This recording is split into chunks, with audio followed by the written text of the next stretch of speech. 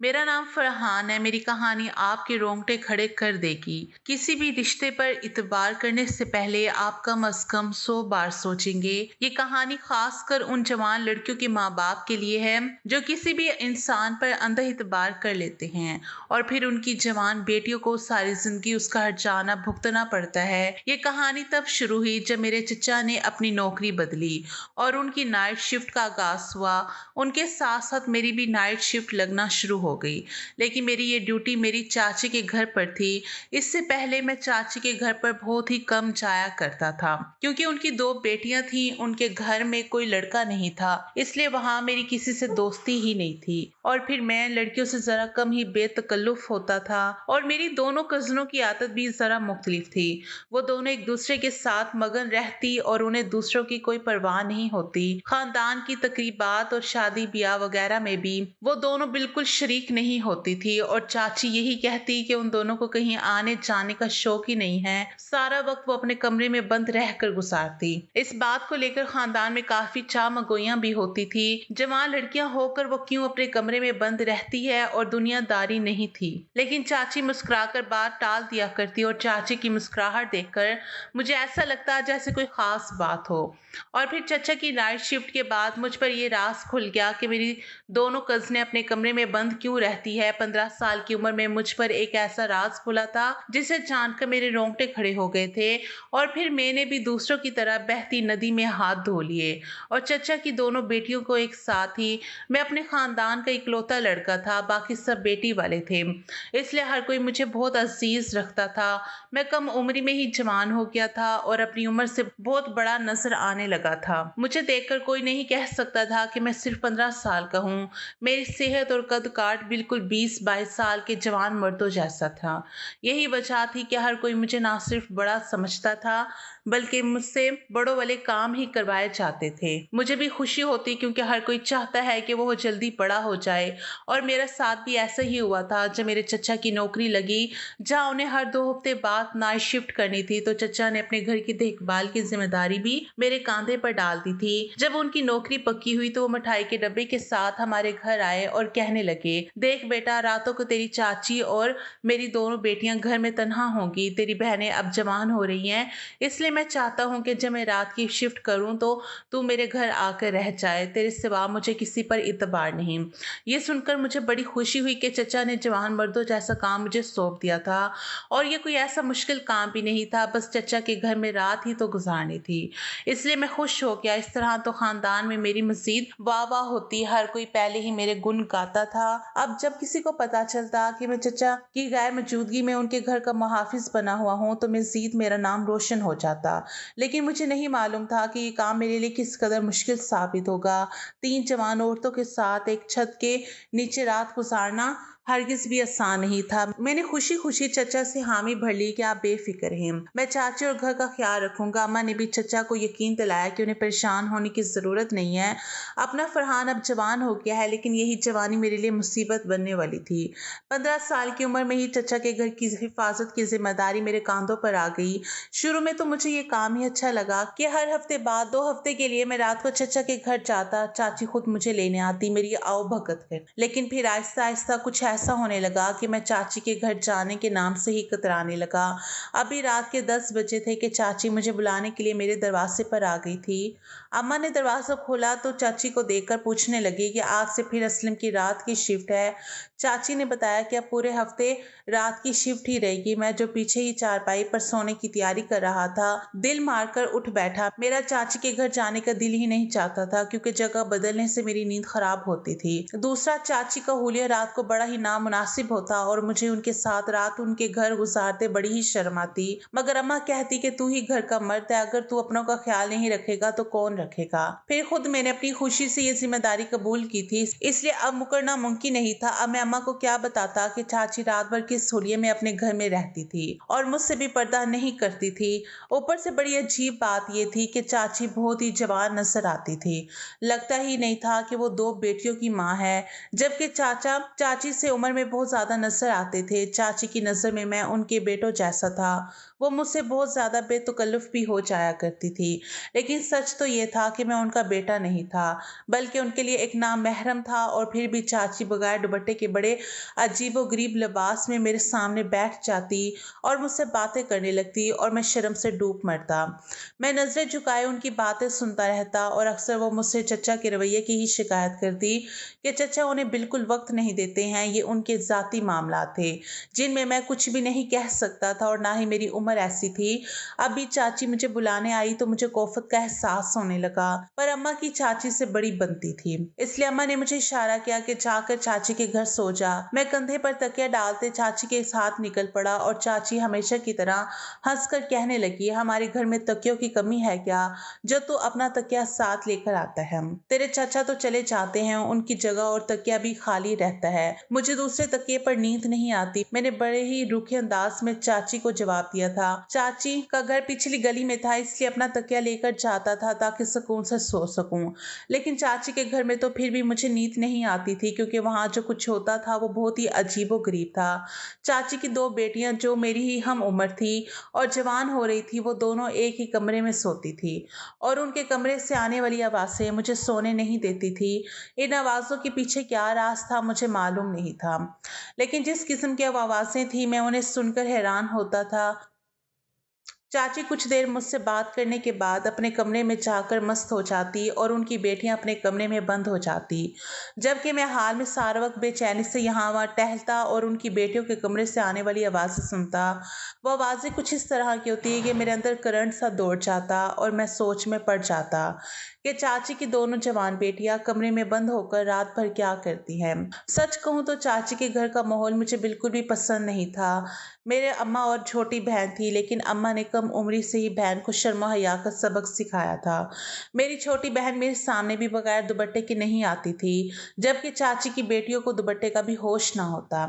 अगर आधी रात को वो पानी पीने बाहर आती तो बिना दुपट्टे के अजीबो-गरीब लिबास में चली आती। उनके कपड़े देखकर मुझे उलझन सी होती और इस पर भी वो झिझकने के बजाय मुझसे हाल चाल पूछने बैठ जाती। मैं खुद ही करवट लेकर आंखें बंद कर लेता जैसे सो रहा हूँ, ताकि वो मेरे पास ना रुके। मैं जवान हो रहा था, मेरे दिल में भी बहुत सारे जज्बात थे और चाची की बेटियों को देखकर मेरा दिल धड़कने लगा था। रात के अंधेरे में अपने आप पर काबू रखना और भी मुश्किल लगता था। अभी मैं चाची के घर पहुंचा तो चाची ने चादर उतार कर एक तरफ डाली और मैंने शर्म से सर झुका लिया। वो खुद ही जाकर मेरे लिए गरम गरम दूध का गिलास ले आई, कहने लगी, चल ये पी ले, सर्दी है, इसके बाद तू सुकून से सो जाना। वैसे तो मुझे चोर का डर नहीं, लेकिन तेरे चचा हमें अकेले रहने को मना करते हैं, फिर तेरे आने से मेरा भी तो डर खत्म हो जाता है। मैंने चाची के हाथ से गिलास लिया और जल्दी से दूध खत्म करके चची को गिलास पकड़ा दिया। वो मुस्कुराती हुई अपने कमरे में चली गई और मैंने सुकून का सांस लिया। हाल में सोफा पड़ा था, मैं उसी पर तकिया डालकर सो जाया करता था, लेकिन मुझे लेटे कुछ ही देर हुई थी कि चची की बेटियों के कमरे से आवाजें आनी शुरू हो गई थी। सर्दी की वजह से मैंने पंखा बंद कर रखा था, इसलिए ये आवाजें मुझे साफ सुनाई दे रही थी और मैं घबरा कर उठ बैठा था। पिछले हफ्ते जब मैं यहाँ आया था तब भी यही सिलसिला था और अब फिर यही मामला शुरू हो गया था। मैंने सर पकड़ लिया और सोचने लगा कि शायद आज की रात भी मेरी जागते हुए ही गुजरेगी, लेकिन मैं ये समझने से कासिर था कि ये क्या मामला है, दो जवान लड़कियां कमरे में ऐसा क्या कर रही हैं। और फिर मैंने तंग आकर टहलना शुरू कर दिया। टहलते टहलते मैं उन लड़कियों के दरवाजे के करीब पहुंचा तो मेरे कदम खुद ब खुद रुक गए। अंदर से बहुत धीमी धीमी आवाजें आ रही थी। ऐसा लग रहा था जैसे चचा की दोनों बेटियां आपस में कुछ बातें कर रही हों। कुछ देर मैंने आवाजें सुनने की कोशिश की, लेकिन कुछ खास बात समझ ना आई और फिर अचानक ऐसी आवाजें आना शुरू हुई कि मैं घबराहट के मारे पीछे हट गया। मैं सोचने लगा कि अम्मा को साफ मना कर दूंगा, क्या मैं उन लोगों के घर नहीं आऊंगा। न जाने यहाँ क्या चक्कर चल रहा था, शायद चाची ने अपनी बेटियों की तबीयत ही ठीक नहीं की थी। मैं जाकर सोफे पर बैठा ही था कि थोड़ी देर बाद चची की बेटियों के कमरे का दरवाजा खुला और उनकी बड़ी बेटी आयशा कमरे से निकलकर बाहर आई। मुझे जागता देखकर पहले उसके चेहरे का रंग बदला और फिर वो पूछने लगी कि तुम अभी तक सोए क्यों नहीं हो। मैंने कहा कि मुझे नींद नहीं आ रही, तुम क्यों जाग रही हो। यह सुनकर वो गड़बड़ा गई और फिर कहने लगी, मैं तो पानी पीने के लिए आई थी, हम तो रात को जल्दी सो जाते हैं। इसके चेहरे पर साफ झूठ लिखा हुआ था। चची ने जब मुझे दूध का गिलास दिया था तभी आयशा अपने कमरे में जग और गिलास लेकर गई थी। फिर अब वो दोबारा पानी पीने क्यों आई थी? और हैरत की बात ये थी कि इसने पानी पिया भी नहीं था, बल्कि वो बावर्ची खाने के अंदर चली गई थी और फिर कुछ देर बाद अपने हाथ में कोई चीज दबाए बाहर निकली थी। जब उसने वजूद पर मेरी नजरों को महसूस किया तो जल्दी से अपना हाथ पीछे कर लिया और कहने लगी, मैंने अम्मा को 10 दफा मना भी किया है कि तुम्हें ना बुलाया करे, तुम्हारी नींद भी खराब होती है, लेकिन अम्मा भी अब्बा के हाथों मजबूर है। ये कहकर वो वापस जाने लगी। मेरी नजर अब भी उसके वजूद पर जमी हुई थी। वो पूरी तरह जवान हो चुकी थी और ऐसा लग रहा था जैसे बहुत ज्यादा थकी हुई हो। उसका एक हाथ कमर पर था, जैसे उसकी कमर में दर्द हो रहा हो, और दूसरे हाथ में उसने ना जाने क्या छुपा रखा था। मैं हैरान था कि वो बावर्ची खाने से ऐसी क्या चीज लेकर गई थी जिसे मुझसे छुपाने की जरूरत पेश आ गई थी। वह अच्छी खासी हट्टी कट्टी जवान लड़की थी। उसकी कमर को क्या हुआ है? उसकी तो चाल में भी रंगड़ाहट सी महसूस हो रही थी। पता नहीं कितनी देर बंद कमरे में दोनों बहनों ने क्या किया था। चची को अपनी बेटियों पर नजर रखने की जरूरत थी। बाकी की रात भी मैंने यही सोचते सोचते गुजार दी थी। सुबह के वक्त जैसे ही चचा के घर से जाने लगा, मैंने भी अपना तकिया उठाकर वापस अपने घर चला आया और नींद की वजह से लेटते ही सो गया। दोपहर के वक्त अम्मा ने मुझे उठाया और गुस्सा करने लगी कि ये सोते रहने का कौन सा वक्त है। मैंने गुस्से में अम्मा से कहा कि सारी रात मुझे चचा के घर नींद नहीं आती, मैं खुद परेशान हो गया हूँ। मेरी बात सुनकर अम्मा कहने लगी, चचा का घर कौन सा दूर है, तेरा अपना ही घर है, सुकून से सो जाया कर, तेरी चची तो वैसे ही तेरा इतना ख्याल रखती है। मैंने अम्मा से कहा, वो तो ठीक है, लेकिन मेरा वहां जाने को दिल नहीं करता। मेरी बात सुनकर अम्मा ने मुझे गुस्से से देखा और कहने लगी, मैं खुद औरत हूँ, वहां जाकर कौन सा उनकी हिफाजत कर लूंगी। मुझे मालूम था कि अम्मा से बहस करने का कोई फायदा नहीं है, इसलिए खामोश हो गया। अभी तो इतने दिन और बाकी थे और मुझे ये रातें मजीद इस तरह जाकर गुजारी थी। पहले मैं पंखा चलाकर चची के घर सोता था, इसलिए मुझे उनकी बेटियों के कमरे से आने वाली आवाजें सुनाई नहीं देती थी। लेकिन मौसम ठंडा होने की वजह से जब से मैंने पंखा बंद किया था तब से ही मैं ये अजीबो गरीब आवाजें सुन रहा था। और अब तो मैं जानबूझकर दरवाजे के करीब जाकर भी सुनने की कोशिश करता था कि आखिर क्या हो रहा है। लेकिन हैरत की बात थी कि मैं अभी तक नहीं जान सका था कि आवाजें कैसी हैं और आयशा बावर्ची खाने से क्या छुपा कर ले गई थी। और फिर जब मैं अगली रात चची के घर पहुंचा तो मैंने अजीब सा मंजर देखा। रात के कोई 2 बज रहे थे। मैं खामोशी से सोफे पर लेटा था, मेरे मुंह तक कंबल ओढ़ रखा था। चची की बड़ी बेटी खामोशी से कमरे से निकली और उसने झांक कर मुझे देखने की कोशिश की कि मैं सो रहा हूं या नहीं। मैं जानबूझकर सोता हुआ बन गया और वो तेजी से सीढ़ियां चढ़ गई। रात के अंधेरे में उसका छत पर क्या काम था? मुझे लग रहा था कि ये दोनों बहनें मिलकर कुछ ना कुछ ऐसा जरूर कर रही हैं जो गलत है, लेकिन मैं सांस रोक के लेटा रहा था कि सारा माजरा देख सकूं। और फिर काफी देर बाद आयशा वापस नीचे आई थी और अपने कमरे में बंद हो गई थी। वो छत पर क्यों गई थी, किसी से मिलने गई थी, ये वो सवाल थे जिनका जवाब मेरे पास नहीं था। लेकिन मेरी सोच थी कि चचा ने अपने घर की जिम्मेदारी मुझे दी है। अगर उनकी गैर मौजूदगी में उनकी बेटियों ने कुछ ऐसा वैसा कर दिया तो इल्जाम मेरे सर पे भी आएगा, इसलिए मुझे बहुत कड़ी नजर रखनी होगी। मेरे अंदर कमर जाग चुका था और मैं जानना चाहता था कि मेरे खानदान की लड़कियां क्या गुल खिला रही हैं। वो सारी रात ऐसे ही गुजर गई और फिर जब अगली रात मैं चचा के घर गया और आयशा दोबारा से सीढ़ियां चढ़कर छुपके से छत पर गई तो मैं भी दबे पांव उसके पीछे छत पर पहुंच गया। और जो मंजर मैंने वहां देखा वो देखकर मैं कांप उठा। मैं काफी देर तक पिलर के पीछे छुपा खामोशी से उसे देखता रहा और अपने आप पर काबू पाता रहा। और फिर जब मेरे सब्र की हद पार हुई तो मैं उसके सामने जाकर खड़ा हो गया। मुझे देखते ही वो घबरा गई और डर के मारे उसका चेहरा जर्द पड़ गया। उसने जल्दी से वो सामान समेट लिया और जो वो छत पर लेकर आई थी और गुस्से से कहने लगी, तुम यहाँ क्या कर रहे हो? मैंने उसे बालों से पकड़ा और पूछा, ये क्या है? तुम्हें शर्म नहीं आती? सच तो ये था कि मेरा दिल बेईमान होने लगा था। एक जवान लड़की को ऐसे देखकर मैं अपने जज्बात पर काबू खोने लगा था, इसलिए मैंने जानबूझकर अपने गुस्से को खुद पर हावी किया और गुस्से में उससे पूछा कि तुम आधी रात को यहाँ क्या कर रही हो? वो कहने लगी, मैं जो भी कर रही हूँ, तुम पूछने वाले कौन होते हो? जाओ और जाकर अपना काम करो। मैंने कहा, ठीक है, मैं चचा को बता देता हूँ कि तुम आधी रात को छत पर क्या हरकतें करती हो, किसके लिए कर रही हो ये सब। तुम्हारे कमरे से आने वाली आवाज़ों का मतलब भी मैं समझने लगा हूँ। मेरी बात सुनकर वो मेरे कदमों में गिर गई और कहने लगी, तुम कुछ भी नहीं जानते, इसलिए खुदा के वास्ते अब्बा से कुछ ना कहना। उसके बाद उसने जो कुछ चची के बारे में बताया वो सुनकर मेरी रूह कांप उठी। मैं सोच भी नहीं सकता था कि बज़ाहिर अच्छी नजर आने वाली चची अपनी बेटियों के साथ ऐसा भी कुछ कर सकती है। जो कुछ भी आयशा ने किया था वो चची की वजह से किया दिया था। और ये सुनकर वाकई मेरे कदमों तले ज़मीन निकल गई थी। आयशा ने मेरे आगे हाथ जोड़े और कहने लगी कि तुम ये बात अब्बा को मत बताओ वरना हमारे साथ बहुत बुरा होगा। मैं उसकी बात मान गया, लेकिन इससे कहा कि तुम आइंदा ऐसी कोई हरकत नहीं करोगी। उसने कहा कमरे में जाओ और अब दोबारा रात के वक्त कभी छत पर ना आना। वो फौरन ही अपने कमरे की तरफ दौड़ पड़ी और मैं सोचने लगा कि इस मसले का क्या हल निकाला जाए। लेकिन आंखें बंद करके इसकी बात पर यकीन करना भी मेरे लिए आसान नहीं था। मैंने कभी चच्ची को इतना बुरा नहीं पाया था। वो बेबाक ज़रूर थी, लेकिन कभी मैंने उन्हें ऐसी कोई हरकत करते ना देखा था कि मैं फ़ौरन आयशा की बात पर इतबार कर लेता। इसलिए मेरे लिए सच्चाई जानना ज़रूरी था। जो कुछ उसने कहा वो ठीक भी है या नहीं? क्या वाकई वो आधी रात को ये सब हरकतें चच्ची की वजह से कर रही थी? ऐसे ही सुबह हो गई और मैं अपने घर चला गया। जब दोपहर के वक्त सोकर उठा तो मेरे ज़हन पर आयशा सवार थी और मैं सच जानने के लिए चच्ची के घर पहुंच गया। लेकिन मैंने घर का दरवाज़ा ना बचाया, बल्कि इस चाबी का इस्तेमाल किया जो चचा ने मुझे दी थी। और खामोशी से दरवाज़ा खोलकर मैं सीधा अंदर दाखिल हो गया। और जो मंजर मैंने देखा उसे देखने के बाद ना सिर्फ मेरे होश उड़ गए, बल्कि मुझे आयशा की हर बात पर यकीन आ गया। आयशा और उसकी छोटी बहन की दबी दबी सिसकियां सुनाई दे रही थी। वो दोनों अपनी आवाज़ का गला घोटने की भरपूर कोशिश कर रही थी और मेरी चच्ची उनके सरों पर खड़ी उन्हें अपने जुल्म का निशाना बनाए हुए थी। चच्ची के हाथ में डंडा था और उनका जहां चाहता वो दोनों बहनों को बारी बारी मारती। मैं हक्का बक्का ये मंजर देख रहा था। मुझे वाकई यकीन नहीं आ रहा था कि चच्ची दोनों बेटियों पर इस कदर जुल्म करती हैं। आयशा ने रात मुझे छत पर बताया था कि चच्ची उनकी सगी माँ नहीं है, वो दोनों चच्ची की सुतेली बेटियां हैं। इस चचा की गैर मौजूदगी में उनकी नजरों ने छुप कर चच्ची उन दोनों को बहुत मारती पीटती हैं, इन्हें जलाती हैं और उन पर जुल्म ढाकर भी चच्ची को सुकून नहीं आता। दरअसल चच्ची के घर वालों ने उनके बगैर इजाजत के उन्हें चचा के साथ रुखसत कर दिया था और जब शादी की रात शोहर के साथ जब उन्हें दो बेटियां भी तोहफे में मिली तो वो दोनों की दुश्मन बन गई।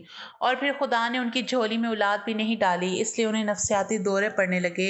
जवान नजर आने के लिए वो तंग लिबास पहनती, खूब तैयार होती और बाकी से हर किसी के साथ पेश आती, लेकिन दोनों बेटियों को कमरे में बंद रहने पर मजबूर करती। जो सिसकने और आहों की आवाज़ें मैं सुनता था वो जख्मों की तकलीफ की वजह से थी। दोनों बहनें रात को बैठकर अपने जख्मों को मरहम लगाया करती थी और उस रात भी आयशा बावर्ची खाने से हल्दी लेकर गई थी ताकि अपने जख्म पर लगा सके। और मैं ना जाने क्या समझ बैठा था। मैं तो ये जानता ही नहीं था कि मेरी चची दोनों बेटियों की सुतेली माँ है, इसलिए मैं समझ ही नहीं सका कि दोनों किस जुल्म का शिकार हो रही होंगी। वो तो मैं जब आयशा के पीछे छत पर गया तो मैंने देखा कि उसने कुछ काले जादू का सामान छत पर फैलाया था। उसके दरमियान बैठी कुछ पढ़ाई करने की कोशिश कर रही थी। मुझे लगा कि शायद वो किसी लड़के के लिए अमल कर रही होगी, लेकिन मेरे पूछने पर उसने बताया कि वो चच्ची से जान छुड़ाने के लिए ये सब कुछ कर रही है। उसके किसी दोस्त ने ये एक अमल बताया है जिसके जरिए वो चच्ची के जुल्म से निजात हासिल कर सकती है। चचा तो दोनों बेटियों की कोई बात नहीं सुनते, वो पूरी तरह चच्ची के काबू में है। इसलिए खुद को इस जुल्म से बचाने के लिए उसने रास्ता इख्तियार किया। उसने अपने जिस्म पर मौजूदा जख्मों के निशानात भी मुझे दिखाए थे, इसलिए मैंने उसे कमरे में जाने दिया था। और वाकई आज जब मैं दोपहर के वक्त चच्ची के घर में दाखिल हुआ तो मुझे वही सब कुछ देखने को मिला जो आयशा ने बताया था। चचा तो अपने कमरे में एक गहरी नींद सो रहे थे, लेकिन चची दोनों बेटियों पर किसी अजाब की तरह नासिल थे। मैं उसी वक्त चाची के सामने आ गया और उनसे कहा कि मैं आपकी सच्चाई चचा को बता दूंगा और फिर घर में आपकी कोई हैसियत नहीं रहेगी। आपने कैसे दो मजलूम लड़कियों के साथ इतना जुल्म किया है। मुझे देखकर चची के उस्तान खता हो गए और फिर वो अपना आप खो बैठी और चीख कर कहने लगी कि आखिर कब तक मैं उन दोनों लड़कियों का बोझ उठाऊंगी। उनकी वजह से मेरी भी औलाद नहीं हुई। पता नहीं चची के दिमाग में क्या कुछ भरा हुआ था। मैंने चचा की दोनों बेटियों का हाथ पकड़ा और उन दोनों को एक साथ अपने घर ले आया। शाम को चचा जब उन दोनों को ढूंढते हुए हमारे घर आए तो मैंने सारी हकीकतें चचा के आगे बयान कर दी। वो दोनों भी खूब रोईं और चचा को भी आखिरी यकीन आ गया कि उनकी बीवी एक अच्छी माँ नहीं है। चचा ने दोनों बेटियों को यकीन दिलाया कि अब उनके साथ कुछ बुरा नहीं होगा और फिर वो उन्हें अपने साथ वापस ले गए और चची को धमकी दी कि अगर अब उन्होंने कोई गलती की तो चचा उन्हें तलाक दे देंगे। चची के लिए ये धमकी ही काफ़ी थी। वो पूरी तरह सुधर गई और यूं उन दोनों बहनों की जिंदगी ठीक हो गई। लेकिन कभी कभी मैं सोचता हूँ कि अगर मैं रात को आयशा के पीछे ना जाता और मुझे सच्चाई ना पता चलती तो न जाने कब तक आयशा और उसकी छोटी बहन अपनी सुतेली माँ के हाथों जुल्म सहती। चचा ने आंखें बंद करके अपनी दूसरी बीवी पर इतबार किया था और इसी इतबार की सजा उनकी बेटियों ने उठाई थी। इसलिए आज के दौर में किसी भी रिश्ते पर अंधा इतबार नहीं करना चाहिए। आप लोगों की क्या राय है? कमेंट बॉक्स में ज़रूर बताएं।